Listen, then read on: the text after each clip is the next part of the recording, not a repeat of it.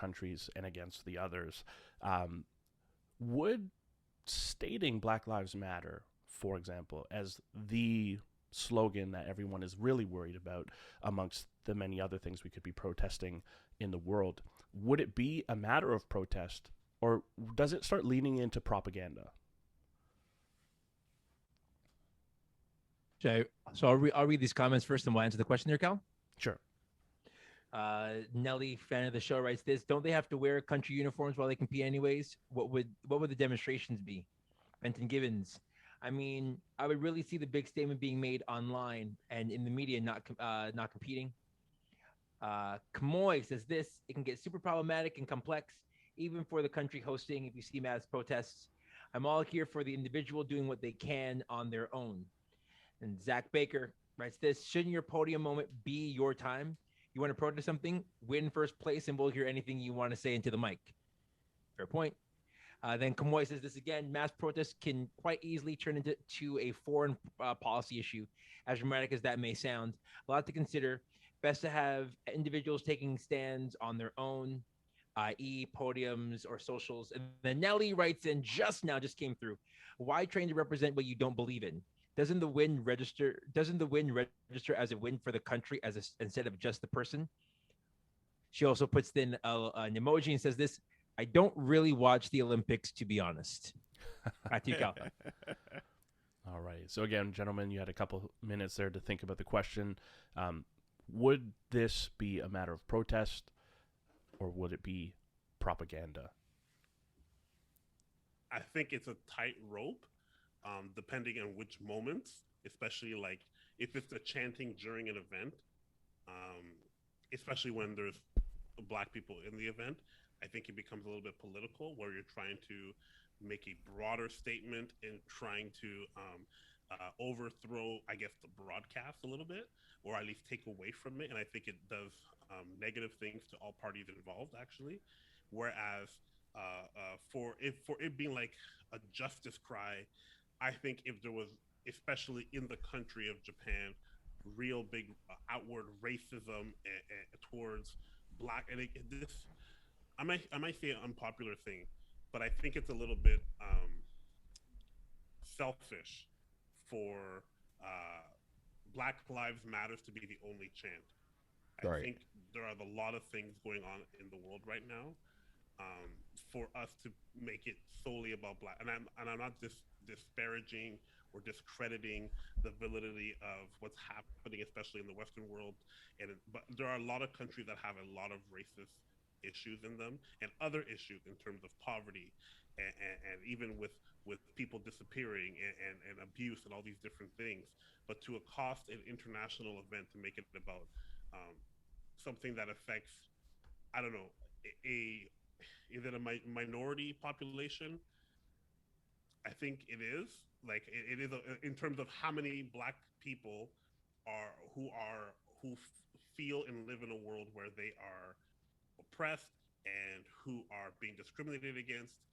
At a global stage like this, there's a place to say these things, but I think it then only becomes political. It only becomes something you're trying to say to steer, or overthrow. And I don't know if overthrow sounds harsh, but to kind of detract from the main actual event without any actual things changing. There's nothing is going to change from you shouting Black Lives Matter during the actual Olympics.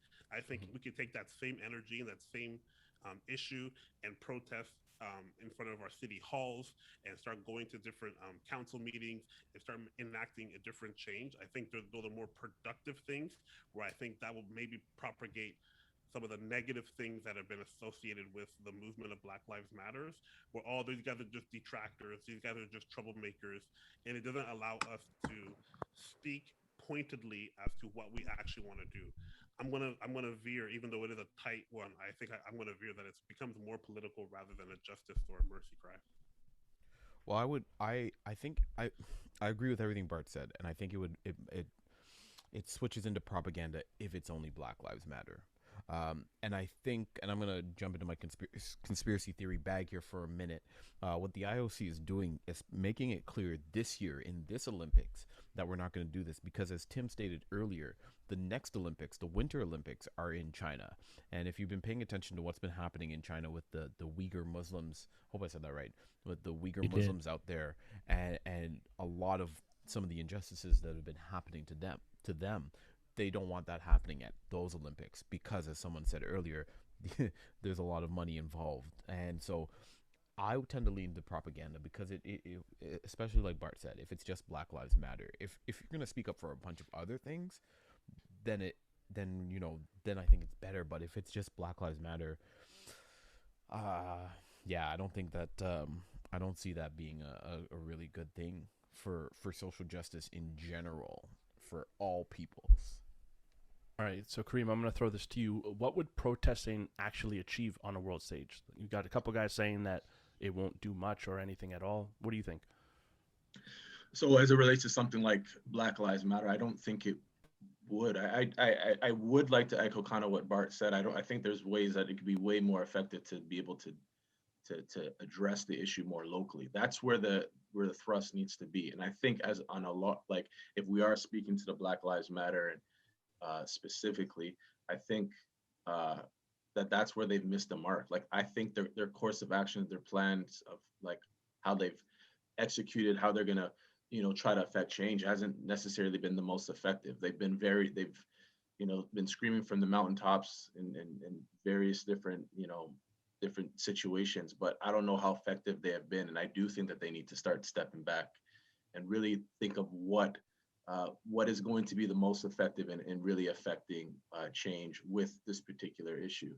On the world stage, to be talking about the things that, because if you look at Black Lives Matter and where it's kind of stemmed from, it's people from originally from the States, and obviously that's the issues that they've been going through. But like to now put it on the world stage, it's not like the people that are around the world are now going to go back to the States and really be able to get the politicians to change whatever policies that are in place that are have been holding back people of color. It's not like the people in the world stage are going to be able to go and say, America, you need to make real change. No, that's not going to happen. And so what needs to happen in terms of protest, it's not on the world stage where it's most effective. It's really, locally, on the grassroots level. That's where real change happens. And you continue to be consistent with that. And over time, as you push, continue to push and affect change locally, that's where, eventually I think where you'll